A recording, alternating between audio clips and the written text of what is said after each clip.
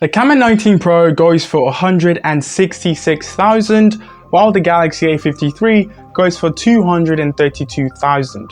So a difference of 66,000 naira, which is a lot. But I still wanted to do this comparison to kind of see how well the Camon holds up to the more expensive A53.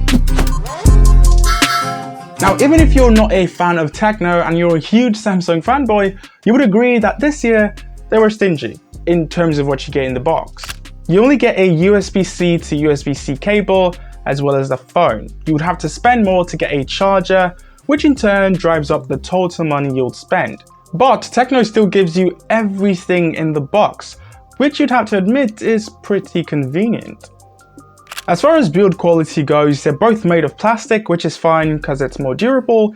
Samsung removing the headphone jack might not really matter as much because, most people use wireless earphones or speakers these days, but it's still nice to have it there. And you get that with the Camon.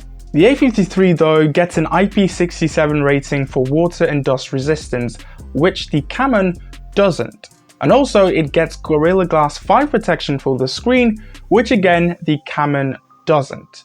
The Camon gets a side-mounted fingerprint sensor, while the A53 gets an under-display optical fingerprint sensor. The A53 definitely looks more cool, but takes a tad bit longer to unlock when compared to the Camon's, side-mounted fingerprint reader. So do you want fast or do you want cool?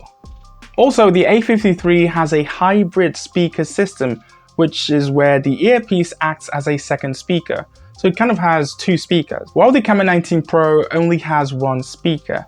But like I said earlier, most people listen to music wirelessly these days, but it's again, still nice to have the option available. Design is subjective. The A53 looks familiar, didn't really change much from the A52, while the Camon looks way different from last year's phone.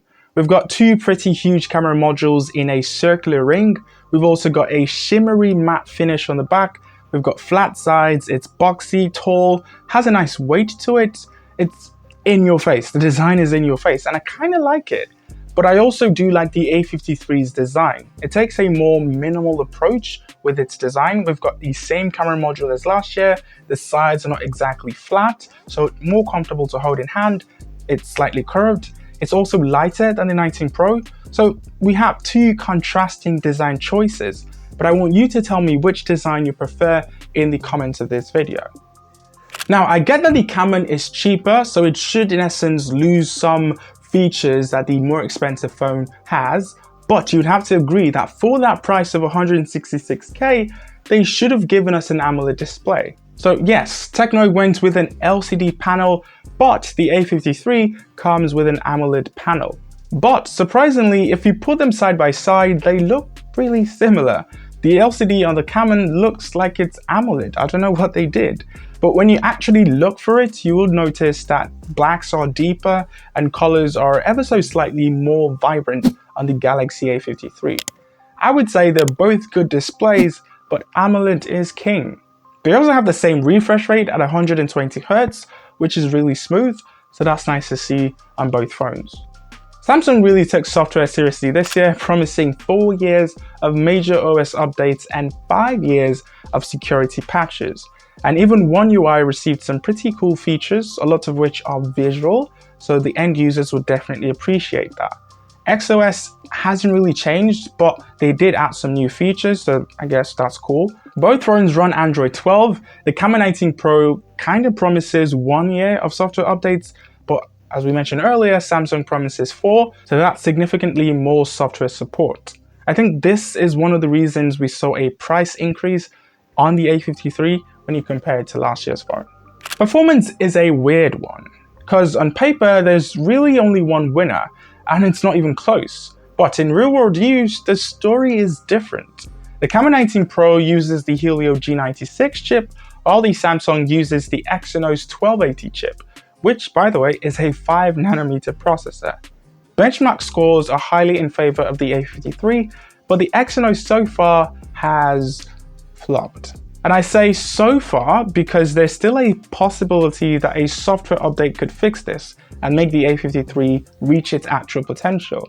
But it's been about 3 months now and we haven't seen anything, I don't know, maybe they're waiting until August for Android 13, but we'll just have to wait. But for now, the smoother phone actually is the Camon 19 Pro. It holds apps better in the background, opens apps quicker, and generally it's just the smoother phone. Maybe it's also because the 19 Pro comes with more RAM and even more storage. So even though the A53 has a better chip on paper, it still falls behind the Camon in performance, at least for now.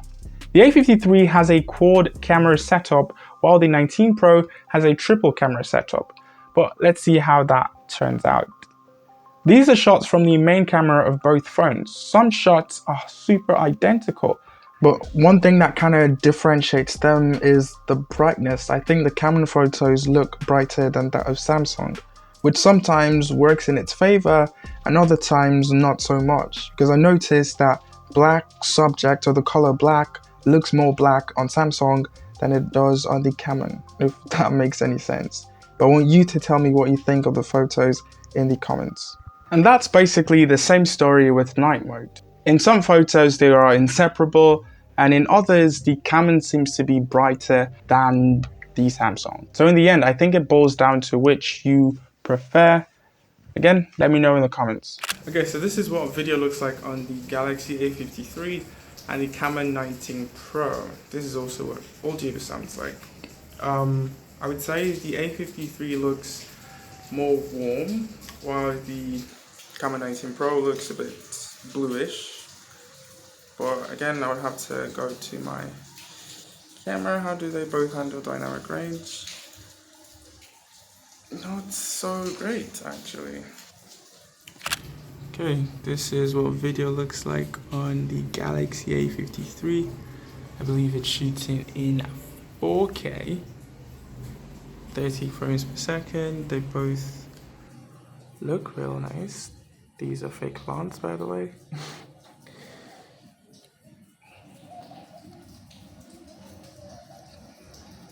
It's raining outside, so I can't really go outside. Battery life is pretty identical on the two, since they both have a 5000 mAh battery. But remember earlier we did say that Samsung doesn't give you a charger in the box, so you kind of have to go out and buy a Samsung 25-watt charging brick. So yeah, it does support fast charging up to 25 watts. The Camon though gives you a charger in the box, and it's even faster, a 33-watt charger. So you get faster charging on the Camon when compared to the A53. I think that matters. Now, because of the significant price difference, it's safe to say that the A53 is the overall better phone. But surprisingly, there are still areas where the Camon actually outshines the A53. Of most significance is the performance aspect. So unless Samsung does something to fix Exynos, even phones like the Camon 19 Pro, which is way cheaper, can still kind of compete. But yeah, those are just my thoughts. Thank you guys so much for watching, and I'll see you when you see me.